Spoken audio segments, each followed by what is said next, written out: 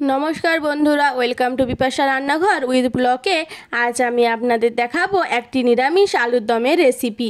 এই আলুর দমের রেসিপিটি খিচুড়ি, পোলাও, লুচি, রুটি নিরামিষ দিনে জমে যাবে যদি পাতে থাকে এইভাবে একটি আলুর দমের রেসিপি। আপনারা কম বেশি প্রায় বাড়িতে এইভাবে আলুর দম বানিয়েই ফেলেছেন, কিন্তু আজ আমি আপনাদের দেখাবো ভিন্ন স্বাদের এক আলুর দমের রেসিপি। চলুন বানিয়ে ফেলা যাক এইভাবে একটি আলুর দমের রেসিপি। প্রথমে কড়াইটিকে গরম করে নিয়েছি, তাতে রিফাইন তেল দিয়ে দিয়েছি। রিফাইন তেলটি গরম হয়ে যাওয়ার পরে কারি পাতা দিয়ে দিলাম। এলাচ, লবঙ্গ, দারুচিনি ফেটিয়ে রেখেছিলাম, ভালোভাবে তেলের সাথে নাড়াচাড়া করে নিতে হবে। যখন কারি পাতার খুব সুন্দর একটি গন্ধ বেরাবে তখন আলুগুলোকে দিয়ে দিতে হবে। আপনারা চাইলে এখানে সরষা তেলও ব্যবহার করতে পারেন। আলুগুলো খুব ভালোভাবে নাড়াচাড়া করে নিতে হবে।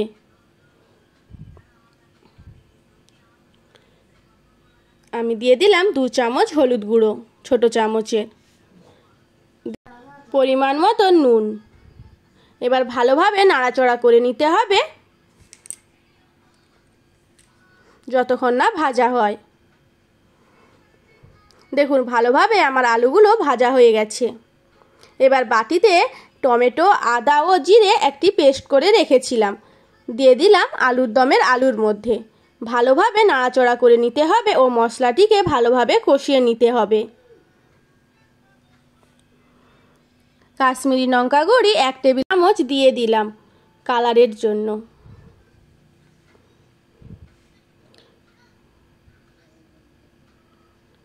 লঙ্কা গুঁড়ি ছোট চামচের 1 টেবিল চামচ।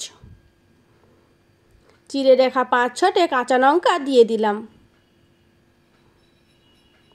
ভালোভাবে কষানো হয়ে গেছে। মশলার গা থেকে ভালোভাবে তেল ছাড়তে শুরু করে দিয়েছে।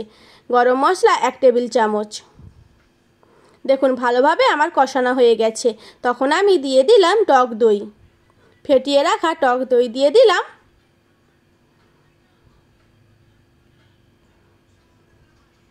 কালারটাও আমার খুব ভালো এসেছে। স্বাদ মতন চিনি, আপনারা যদি চিনি না খান তো চিনি দেওয়ার দরকার নেই।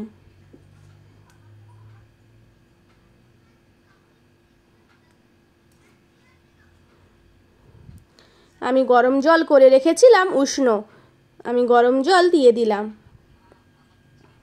ঢাকা দিয়ে রেখে দিলাম বেশ খানিকক্ষণ। চলুন ফিরে এসে দেখছি আলুগুলো আমার ভালোভাবে সিদ্ধ হয়ে গিয়েছে, কিন্তু আলুগুলো আমার কোনোটা গলে যায়নি।